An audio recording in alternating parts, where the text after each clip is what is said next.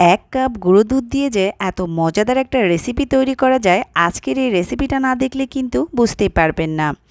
এর জন্য চুলায় একটা পাত্র বসিয়ে এখানে আমি 1 কাপ গুঁড়ো দুধ দিয়ে দিচ্ছি। এবারে গুঁড়ো দুধটাকে আমি 2 থেকে 3 মিনিট খুব ভালোভাবে ভেজে নেব।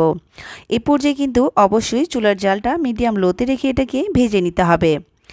তারপর এখানে আমি অ্যাড করে দিচ্ছি 1 কাপ পরিমাণে কনডেন্স মিল্ক। এবারে কনডেন্স মিল্কটাকে দিয়ে এটাকে খুব ভালোভাবে নেড়েচেড়ে মিশিয়ে নিচ্ছি।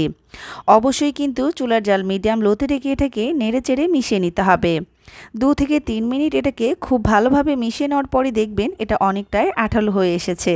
যখন দেখবেন এটা পাত্রের গা থেকে উঠে উঠে আসছে, ঠিক তখনই এ পর্যায়ে এখানে আমি অ্যাড করে দিচ্ছি 1 টেবিল চামচের মতো ঘি। অবশ্যই কিন্তু এখানে ঘিটাই ব্যবহার করার চেষ্টা করবেন, এতে করে এটার টেস্ট এবং ফ্লেভার দুটোই অনেক ভালো আসে।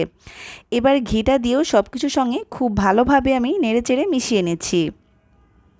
দেখুন, যখন দেখবেন এটা পাত্রের গা থেকে উঠে উঠে আসছে, ঠিক সেই পর্যায়েটাকে আমি চুলা থেকে নামিয়ে হালকা কিছুটা ঠান্ডা করে নিচ্ছি। তারপর এটাকে হাত দিয়ে খুব ভালোভাবে একটা সফট ডো তৈরি করে নিচ্ছি।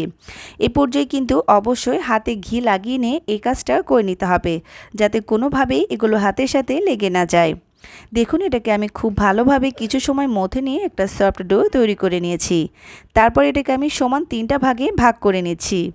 আমি ঠিক কিভাবে এই কাজটা করছি আপনারা নিশ্চয়ই দেখে বুঝতে পারছেন।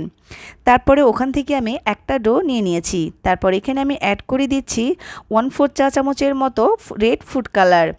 এবার এই রেড ফুড কালারটাকেও খুব ভালোভাবে নেড়েচেড়ে মিশিয়ে নিচ্ছি। আর অবশ্যই কিন্তু এ পর্যায়ে হাতে ঘি মাখিয়ে নিয়ে তারপর এটা করে নিতে হবে।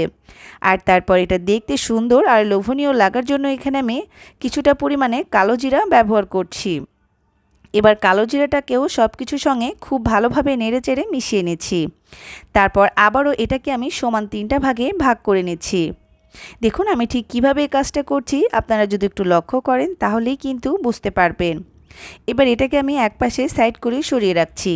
তারপর আগের ওই মিশ্রণ থেকে আমি আরও একটা ভাগ নিয়ে নিয়েছি। এবার এখানে অ্যাড করে দিচ্ছি 1/2 চা চামচের মতো গ্রিন ফুড কালার। আপনারা আপনাদের কালার ঠিকমতো আনার জন্য পরিমাণে কালার কিন্তু কম বেশি করতে পারেন। আবারও হাতে ঘি মাখিয়ে নিয়ে এটাকে খুব ভালোভাবে আমি মিশিয়ে নিয়েছি। তারপর আবারও এটাকে আমি সমান 3টা ভাগে ভাগ করে নিচ্ছি। আর এই কাজগুলো আমি ঠিক কিভাবে করছি আপনারা যদি একটু লক্ষ্য করে দেখেন তাহলেই কিন্তু বুঝতে পারবেন। দেখুন, আমি সবগুলোতে কালার মিশিয়ে নিয়েছি আর একটাকে আমি শুধু সাদাই রেখেছি। প্রথমে আমি লাল কালারের ডোটা নিয়ে খুব ভালোভাবে তরমুজের শেপ দিয়ে নিচ্ছি। তরমুজ ঠিক দেখতে যেরকমটা হয় লম্বাটে আকারে, ঠিক সেরকম করে এটাকে আমি শেপ দিয়ে নিচ্ছি। দেখুন, একইভাবে আমি 3টাকে খুব ভালোভাবে শেপ দিয়ে নিচ্ছি। আর এবার আমি এখান থেকে একটা সাদা ডো নিয়ে নিচ্ছি। এবার এটাকে হাত দিয়ে খুব ভালোভাবে চারপাশে ছড়িয়ে নিচ্ছি। তারপর লাল যে ডোটা তৈরি করে রেখেছিলাম সেটা আমি দিয়ে দিচ্ছি। এবার সাদা ডোটা দিয়ে সব কিছু চারপাশ থেকে এটাকে খুব ভালোভাবে মুড়িয়ে নিচ্ছি, যাতে কোনোভাবেই লালটা দেখা না যায়। মুখে বলার চেয়ে বা আপনারা যদি এটা ভিডিওটি খুব ভালোভাবে একটু লক্ষ্য করে দেখেন তাহলেই বুঝতে পারবেন এই কাজটা আমি ঠিক কিভাবে করছি। আর তারপর এখানে আমি গ্রিন কালার মিশিয়ে রাখা ডোটা নিয়ে নিচ্ছি। তারপর এটাকে আবারও হাত দিয়ে খুব ভালোভাবে চেপে চারপাশে ছড়িয়ে নিয়ে তরমুজের ডোটা দিয়ে দিচ্ছি। আর এবার গ্রিন কালার এটা দিয়েও খুব ভালোভাবে ওপর থেকে কোট করে নিচ্ছি।